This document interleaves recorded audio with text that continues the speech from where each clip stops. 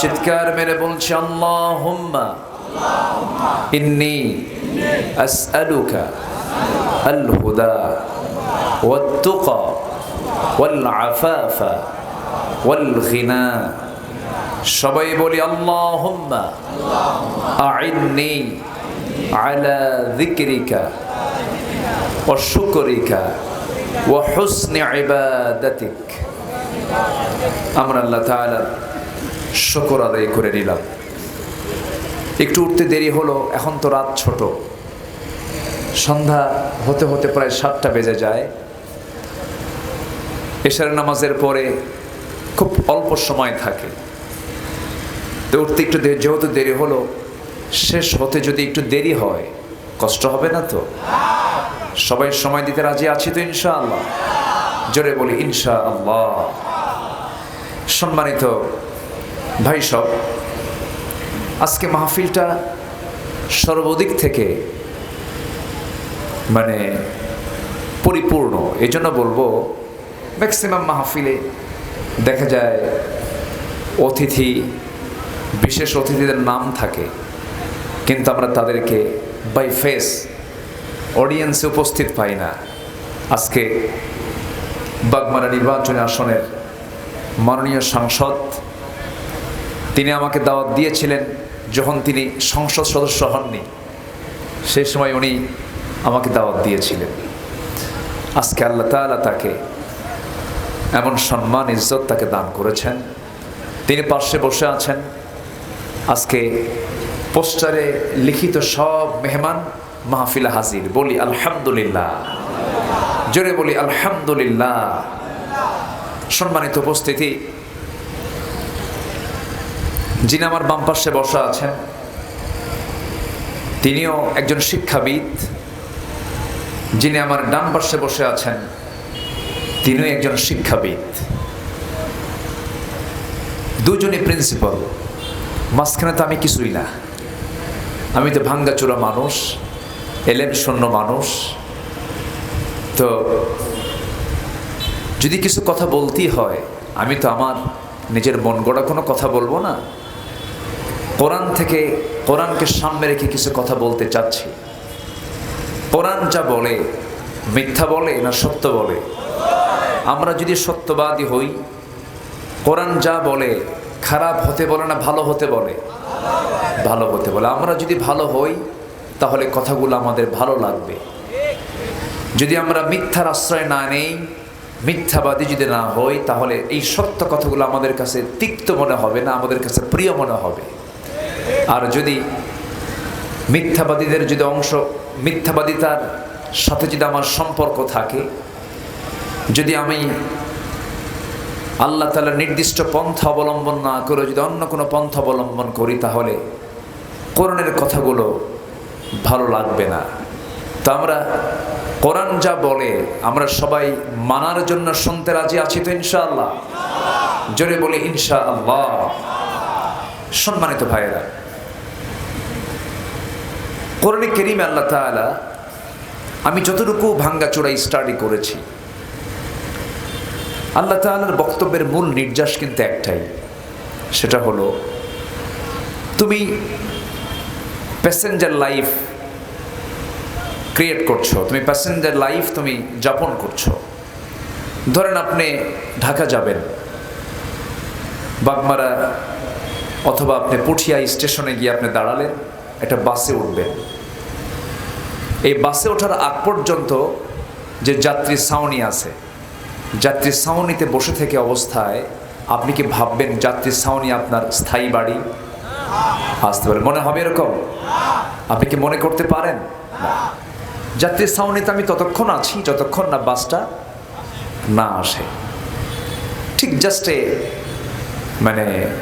Example, এটা দুনিয়াটা আমার আপনার কাছে মনে করতে হবে যাত্রী ছাউনির মতো। কি ছাউনির মতো বলেন তো? যাত্রী ছাউনির মতো। জাস্ট আমি কিছুক্ষণ আছি, আমি এরপরে আলেমে বারজাখ পার হয়ে হাশর, মিজান, পুলসিরাত অর্থাৎ আলামুল আখিরাহ, জাস্ট রেজারেকশন ডের আমি মুখোমুখি হতে যাচ্ছি। এরপর আমার আপনার জন্য দুটো পথ খোলা আছে, একটা হলো জাহান্নাম, আরেকটা কি? আরেকটা হলো জান্নাত, আরেকটা কি? জাহান্নাম। জান্নাত এবং জাহান্নাম তৈরি করে রেখেছেন, প্রস্তুত করে রেখেছেন তিনি আমার কে বলেন তো? এই দুটো জায়গাতেই আল্লাহ কাকে ঢুকাবেন বলেন তো? বান্দা কি ঢুকাবেন? বান্দাটা বানিয়েছেন কে? আবার জাহান্নামে ঢুকাবেন কে? দোষটা কার? আওয়াজ কিন্তু কমে গেছে। দোষটা কার? আমাদের দোষ। ধরুন এই যে দুজন শিক্ষক, আচ্ছা কোন শিক্ষক কি চায় যে তার ছাত্রটা ফেল করুক? বলেন, কেউ চায় না। শিক্ষকের চাওয়া হলো প্রত্যেক ছাত্রই আমার পাশ করুক। শিক্ষাদান দেওয়া হয়, তাকে শেখানো হয়, পড়ানো হয়, দেখিয়ে দেওয়া হয়। এরপরেও সব ছাত্র কি পাশ করে? না কিছু ছাত্র ফেল করে। এই যে কিছু ছাত্র ফেল করলো, কিছু ছাত্র পাশ করলো, তাহলে এই যারা ফেল করলো তাদের ফেল করার কারণ মনে হয় শিক্ষকরা নাকি? শিক্ষকদের কি কোনো দোষ দেওয়া যাবে এখানে? শিক্ষকের চেষ্টার কমতি নেই, কিন্তু শিক্ষক কিন্তু জানেন যে আমার কোন ছাত্রটা ফেল করবে আর কোন ছাত্রটা পাশ করবে। এটা কিন্তু শিক্ষক জানেন, কারণ শিক্ষক তো ক্লাস নিয়েছেন। ঠিক তেমনি আল্লাহর ইলমে এটা আছে যে কে ফেল করবে, কে জান্নাত পাবে আর কে জান্নাত পাবে না, এটা আল্লাহ জানেন। কিন্তু পরীক্ষা তো বান্দা দেবে,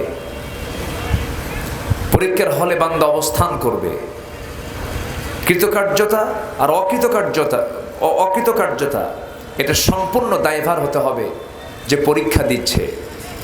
সম্মানিত ভাইয়েরা, আমরা এই দুনিয়াতে আল্লাহ তাআলা আমাদেরকে একটা লক্ষ্যে পাঠিয়েছেন।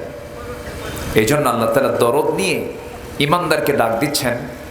সূরাতুল হাসর থেকে আমি শেষ দিকের কয়েকটা আয়াত কারীম আমি তেলাওয়াত করেছি। আল্লাহ রাব্বুল আলামিন এখানে ইমানদারকে ডাক দিয়ে চারটা কাজের কথা বলেছেন। কয়টা কাজ বলেন তো? এই চারটা কাজ আমরা আজকে শিখে যাব। জোরে বলি ইনশাআল্লাহ।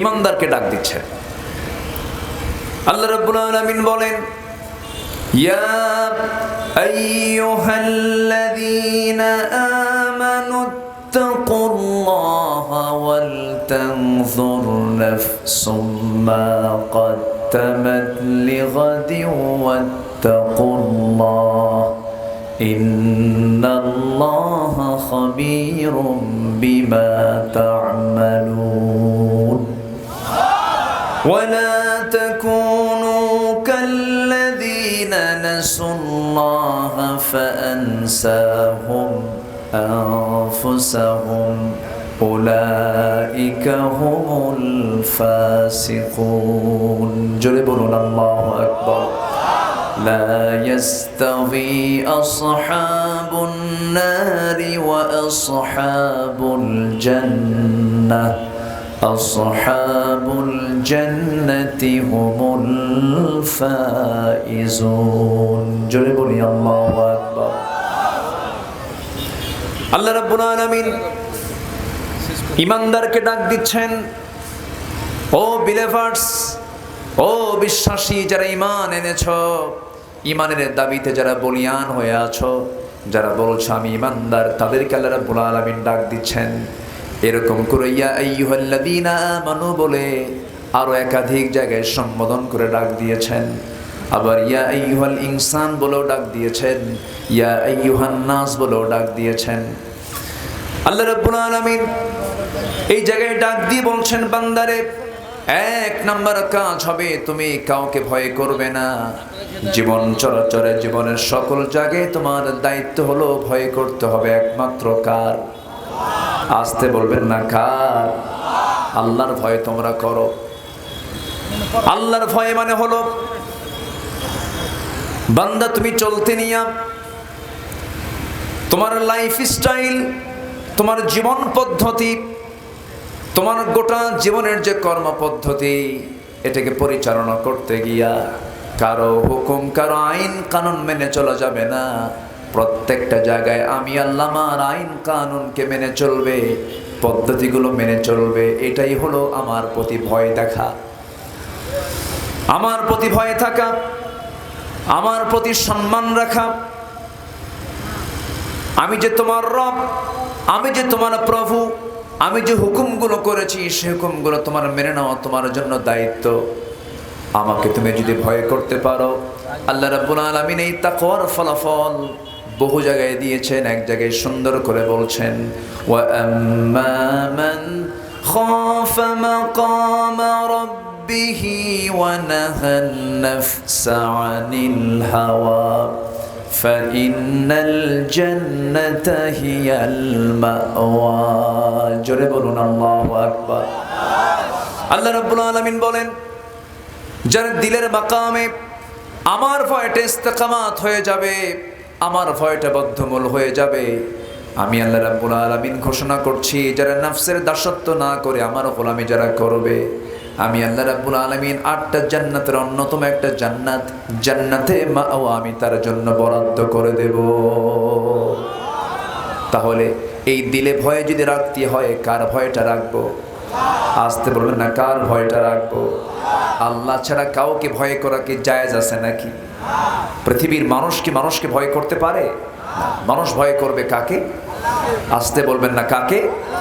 সবচাইতে আমাকে বড় পুরস্কার দিতে পারেন তিনি কে? সবচাইতে বড় ভয়ঙ্কর শাস্তি দিতে পারেন আমাকে তিনি কে? আল্লাহ তাআলা। ইউআযযিবু মান ইয়াশা ওয়া ইয়াগফিরু লিমান ইয়াশা। আল্লাহ যাকে চান শাস্তি দেন, আল্লাহ যাকে চান ক্ষমা করে দেন। এখন বিষয়টা হলো, শাস্তির কিন্তু ক্লাস আছে। যেরকম আপনি একজনকে চপেটাঘাত করলেন, থাপ্পড় মারলেন, থাপ্পড় মারলে কিন্তু আপনার ফাঁসি হবে না, বড় জোর পরে যৌবনের মোহ, নারীর প্রতি টান, অর্থের প্রতি টান, এগুলো ফেরেশতা থেকে দেওয়া হয়নি, কিন্তু এটা আছে বান্দার মধ্যে। এটা দিয়েছেন কে? আসতে বলবেন না, দিয়েছেন কে? আল্লাহ তাআলা। দেওয়ার কারণে বান্দার কিছু ভুল হতে পারে, ভুল হবে, কিন্তু আল্লাহ বলছেন, বান্দা তুমি কি জানো তোমার ভুল হয়ে যাবে, কিন্তু ভুলটা যদি হওয়ার সঙ্গে সঙ্গে তুমি যদি আমার কাছে তওবা করে মাফ চাও, আমি তোমাকে মাফ করে দেব। আজ থেকে সুবহানাল্লাহ। এবং আল্লাহ তাআলা এত দয়ালু যে দুনিয়ার কোনো থানায় তোমার নামটা একবার যদি কালো তালিকায় ওঠে, আমৃত্যু তুমি যদি জগতের সেরা মানুষও হয়ে যাও, ভালো মানুষও হয়ে যাও, থানার তালিকায় কিন্তু তোমার নামটা কালো তালিকা থেকে বাদ যায় না। কিন্তু আল্লাহ রাব্বুল আলামিন বলেন, বান্দারে তুই যদি আমার দিকে তওবা করে ফিরে আসিস, ইল্লা মান তাবা ওয়া আমানা ওয়া আমিলা সালিহান ফাউলাইকা ইউবাদদিলুল্লাহু সাইয়্যাতিহিম হাসানাত। জোরে বলুন আল্লাহ, জোরে বলুন আল্লাহু আকবার। যারা তওবা করবে, ঈমান আনবে এবং আমলে সালেহ করবে, ঈমানটাকে আল্লাহ রাব্বুল আলামিন মাঝখানে দিয়েছেন, কারণ আপনি যদি ফিরেই না আসেন ঈমান তো আপনার থাকবে না। আল্লাহকে তওবার কথা বলেছেন, এবং তওবা নামে একটা সূরা আছে না নাই বলেন? আছে। যদি বান্দা তুমি তওবা করে ফিরে আসো, চুরি করেছে আর জীবনে চুরি করব না, জিনা করেছে আর জীবনে জিনা করব না, মিথ্যা সাক্ষী দিয়েছি, মিথ্যা কথা আর জীবনে বলবো না, সাক্ষী আর দেব না, বান্দার হক নষ্ট করেছে, বান্দার হক আর নষ্ট করব না, ধোঁকা দিয়েছে জীবনে আর ধোঁকাবাজি করব না, মামলার রায় উল্টায় দিয়েছি, আমার নিজের মন মতো করেছে আর জীবনে এগুলো করব না। ও আল্লাহ, তোমার পথে আমি ফিরে আসলাম।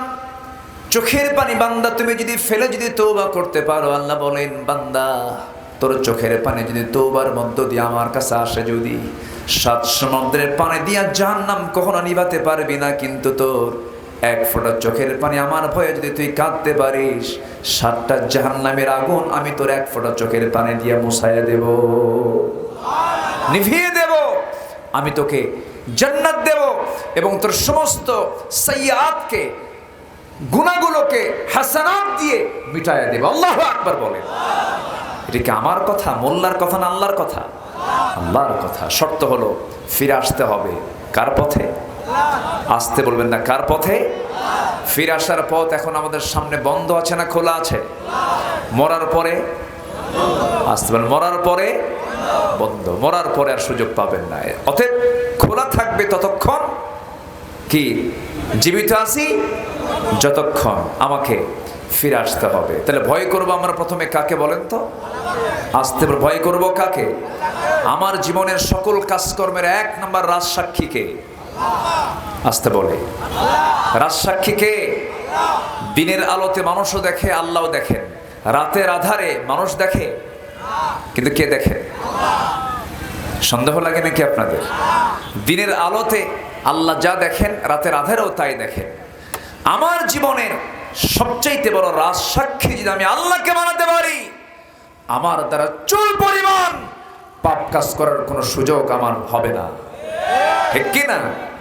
অতএব আল্লাহকে রাজসাক্ষী বানানোই হচ্ছে আল্লাহর ভয়। আজকে সমাজে হালাল কাজের পরিমাণ বেশি না হারাম কাজের পরিমাণ বেশি? মানবতার পরিবেশ বেশি না হিংসার পরিবেশ বেশি? হিংসা।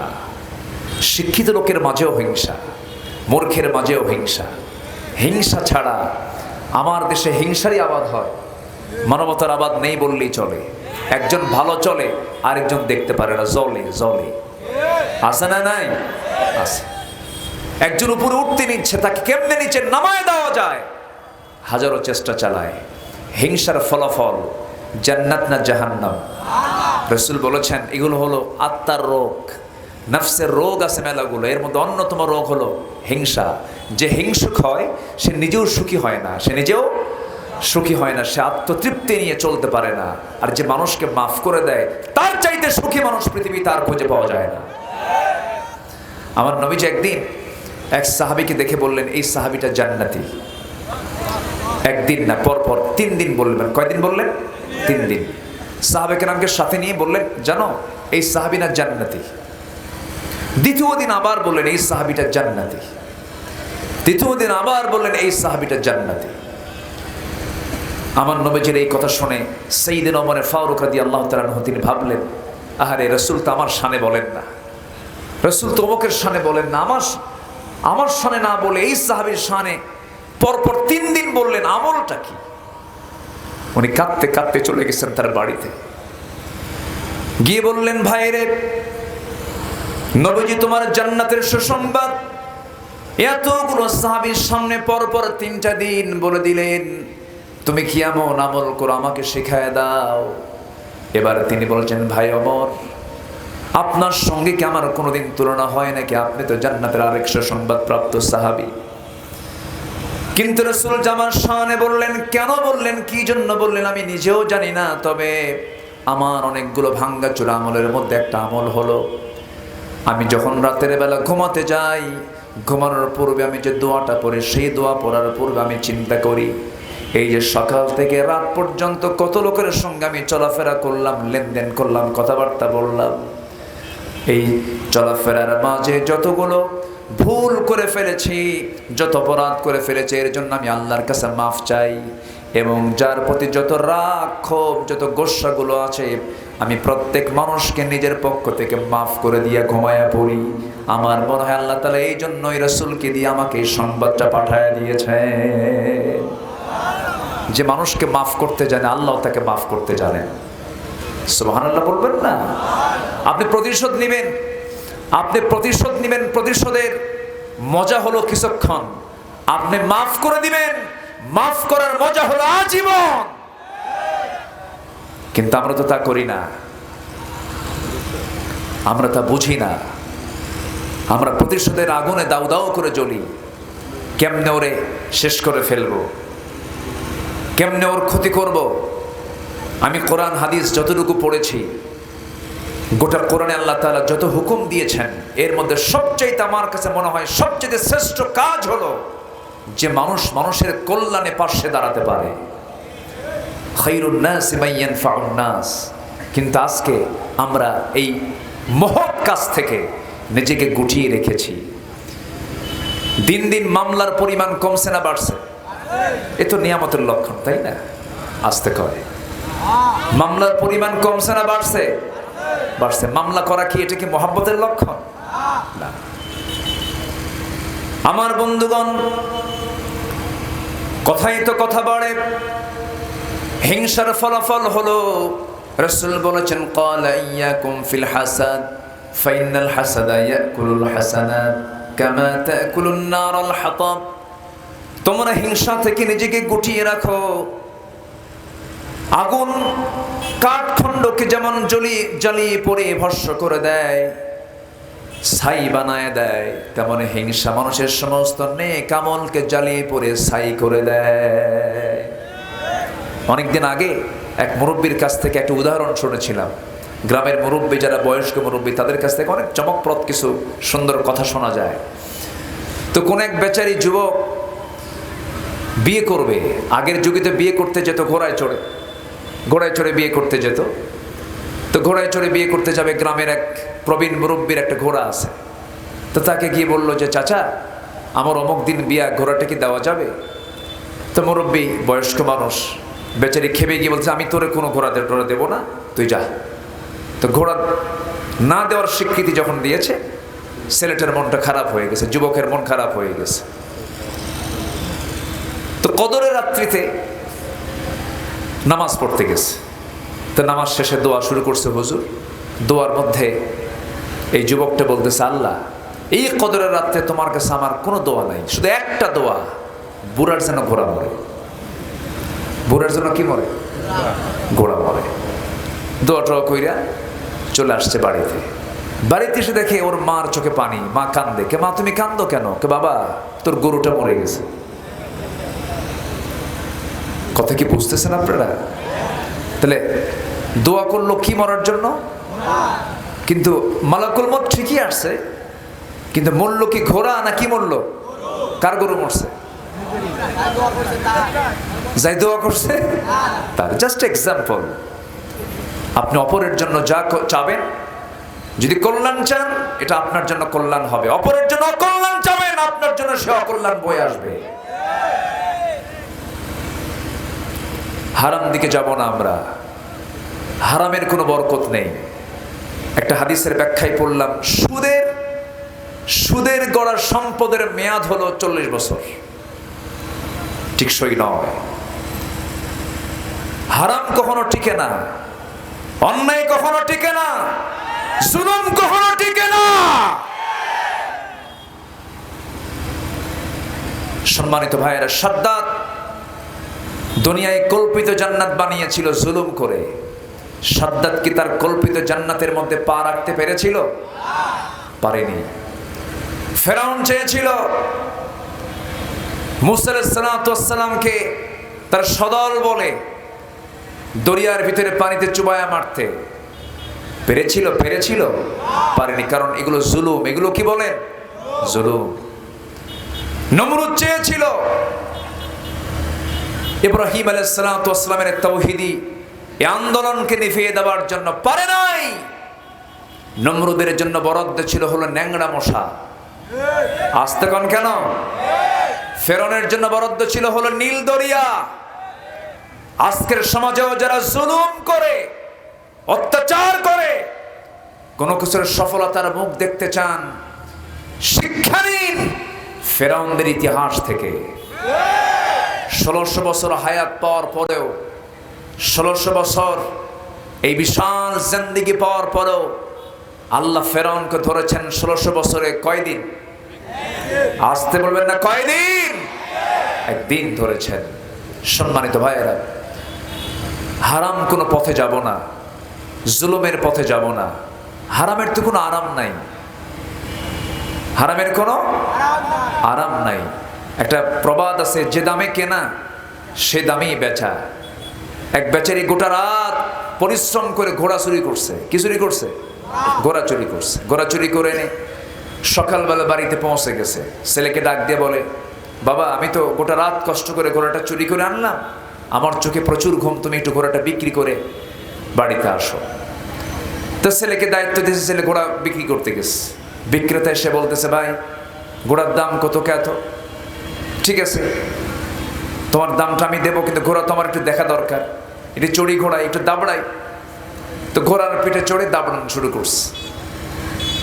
যে ক্রেতা ঘোড়াটা নিয়ে ওই যে দাবড়ান শুরু করছে, আর সে আর ফেরত আসে না। এক বিকাল চলে গেছে, আর ফেরত নাই। ছেলেটা বিকেলবেলা বিক্রি তো করতেই পারলো না, চলে আসছে বাড়িতে ব্যর্থ হৃদয় নিয়ে। বাবা ঘুম থেকে উঠে বলতেছে, বাজান ঘোড়ার দাম কত? ঘোড়া কত দিয়ে বেচলে? কাব্বা, যে দামে কেনা সেই দামেই বেচা, যে দামে কেনা সে দামেই বেচা। অন্যায় করে, অন্যায় পথে থেকে আমি আপনি টিকতে পারবো না। এটা আমার কথা নয়। কার কথা? আসতে বলবেন না। কার কথা? আল্লাহর কথা। ফেরাউন টিকতে চেয়েছিল, নাম কিন্তু তারও কোরআন শরীফে আসছে। কোরআন মজিদে তার নাম আছে না নাই? আছে। কোরআন মজিদে অনেক নবীর নাম বাদ পড়ে গেছে। লক্ষ পয়গম্বর আল্লাহ রাব্বুল আলামিন দুনিয়াতে পাঠিয়েছেন, মাত্র 25 জন নবীর নাম কোরআনে উল্লেখ আছে। নবিয়্যিন বলে সম্বোধন করেছেন আল্লাহ, সিদ্দিকিন বলে সম্বোধন করেছেন আল্লাহ, কিন্তু মাত্র 25 জন নবীর নাম আছে। কিন্তু ফেরাউনের নামটা কোরআনে আছে, হামানের নামটা কোরআনে আছে। আমার বন্ধুগণ, কোরআনে কারীমের ভিতরে নমরুদের নাম, নমরুদের ইতিহাস, ফেরাউনদের নাম, ফেরাউনদের ইতিহাস আল্লাহ রাব্বুল আলামিন কোরআনে কারীমের মধ্যে উল্লেখ করেছেন। কিন্তু আপনি গোটা দুনিয়া জুড়ে দেখবেন প্রত্যেক পিতা তার সন্তানের নাম মুসা রাখে, কিন্তু ফেরাউন রাখে না। ঠিক কিনা? ইব্রাহিম রাখে কিন্তু নমরুদ রাখে না। মুহাম্মদ রাখে কিন্তু আবু জেহেল রাখে না। তারাও কিন্তু দাপটে কম ছিল না, তাদের কিন্তু সমাজে কম প্রভাব ছিল না, কম দাপট ছিল না, কম প্রভাব বিস্তার তারাও করে নাই, কিন্তু কেউ তাদের নাম মোহাব্বত নিয়ে রাখে না। আমার বন্ধুগণ, এই বাংলার ইতিহাসে মীর জাফরের নাম আছে না নাই বলেন? আপনি বাংলার ইতিহাস যখন পড়তে যাবেন, মীর জাফরের নামটা পড়বেন, আপনি লিখবেন, আপনি আবার সিরাজউদ্দৌলার নামটা আপনি লিখবেন। কিন্তু মীর জাফরকে মানুষ মোহাব্বত করে না ঘৃণা করে? বলেন কি করে? কি করে? ঘৃণা করে। কেন? এর কারণটা কি? এর মূল কজটা কি? এর মূল কজ ছিল হলো, মীর জাফর ছিল হলো একজন মুনাফিক চক্রের অন্যতম হোতা। সে ছিল স্বজাতি বিদ্বেষী একজন মানুষ, অর্থাৎ সে তার জাতকে, সে তার গোত্রকে, সে তার নিজের মানুষের সঙ্গে প্রতারণা করেছে, বিশ্বাসঘাতকতা করেছে। এই জন্য ইতিহাসে তার নামটা আছে সুনামে না কুনামে? মানে সুনামে না কুনামে? ভাইরে, দুনিয়ার জনপ্রিয়তা দিয়ে কি করবেন? দুনিয়ার কিছু সুখ শান্তি আর জনপ্রিয়তা তো ক্ষণিকের। আমরা দুনিয়ার মানুষের কাছে জনপ্রিয় না হয়ে আসমানের বাসিন্দাদের কাছে আমরা জনপ্রিয় হব। জোরে বলি ইনশাআল্লাহ। আসমানের বাসিন্দা কারা বলেন? আল্লাহ তো আসেনি, বলেন কারা? বলেন ফেরেশতা। আল্লাহু আকবার।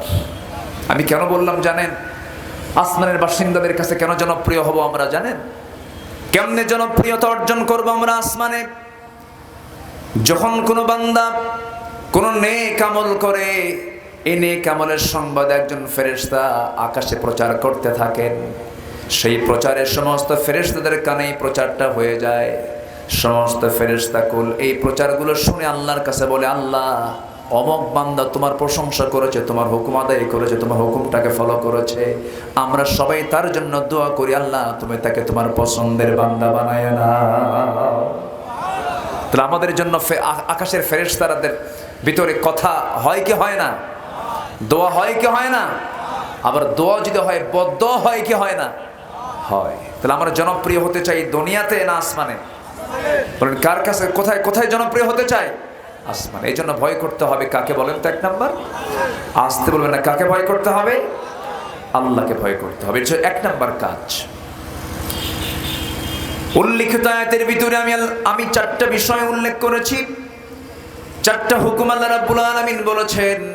এর মধ্যে 1 নাম্বার হলো তোমরা তাকওয়া অবলম্বন করো, আল্লাহকে তোমরা ভয় করো। আল্লাহ রাব্বুল আলামিন একই কথা এই জায়গায় সুন্দর করে বলছেন, ইয়া আইয়ুহাল্লাযীনা আমানুত্তাকুল্লাহা হাক্কা তুকাতিহি ওয়ালা তামুতুন্না ইল্লা ওয়া আনতুম মুসলিমুন। হে ঈমানদারেরা, তোমরা আল্লাহকে ভয় করার মতো যেমন করে ভয় করা উচিত তেমন করে তোমরা ভয় করো। ওয়ালা তামুতুন্না, তোমরা কখনো মৃত্যুবরণ করো না, ইল্লা ওয়া আনতুম মুসলিমুন, মুসলমান না হওয়া পর্যন্ত। এই আয়াতটা যখন নাজিল হলো, সাহাবে কেরামদের মধ্যে চরম কান্না শুরু হয়ে গেছে। আহারে, আল্লাহ বুঝে আমাদের ভয়টাকে কবুল করেন না, এই জন্য তুকাতিহি বলেছেন। এরপর আরেকটা আয়াত নাজিল হলো, হাক্কা ইয়া আইয়ুহাল্লাযীনা আমানুত্তাকুল্লাহা মাসতাতা'তুম, তোমাদের সামর্থ্য অনুযায়ী তোমরা আল্লাহকে ভয় করো। জোরে করে আল্লাহু আকবার। ওমরের মতো মানুষ পৃথিবীতে আর দ্বিতীয়টা আসবে না। যে ওমরের ব্যাপারে রাসূল নিজে বলেছেন, ওমর ফিল জান্নাহ, ওমর জান্নাতের বাসিন্দা। ওমরে ফারুকের মতো দামি মানুষ পৃথিবীতে আর দ্বিতীয়টা আসবে না। সেই ওমরে ফারুকের মতো মানুষ ঈদের দিন আনন্দ না করে গোটা মাস রমজানের রোজা রেখে ঈদের দিন ঈদুল ফিতরের মাঠে না গিয়ে তিনি বাড়িতে হাওয়া করে কাঁদতেছেন। অর্ধ দুনিয়ার শাসনকর্তা তাকওয়া কাকে বলে দেখেন, চোখের পানি ফেলে ফেলে কান্দেন। সমস্ত মুসল্লিরা ঈদগাহে সমবেত হয়ে গেছে, ওমরে ফারুকের আনাগোনা নাই। কয়েকজন মুসলমান গিয়ে, কয়েকজন সাহাবী গিয়ে তার বাড়িতে নক করছেন, ভাই ওমরে ফারুক আপনি কোথায়? দরজা খোলা মাত্রই দেখা গেল ওমরে ফারুক সেজদায় পড়ে পড়ে ডুকরে ডুকরে বাচ্চাদের মতো কাঁদতেছে। ছোট্ট ছোট্ট বাচ্চার মতো হাওমা করে সেজদায় পড়ে পড়ে কাঁদতেছেন। সালাম যখন তিনি ফিরলেন, প্রশ্ন করা হলো, আমিরুল মুমিনিন, হাজার হাজার মুসল্লি জানান, হাজার হাজার মুসল্লি তারা ঈদগাহের মাঠে প্রস্তুতি নিয়েছে নামাজ পড়ার জন্য আপনার পেছনে, আপনি ইমাম।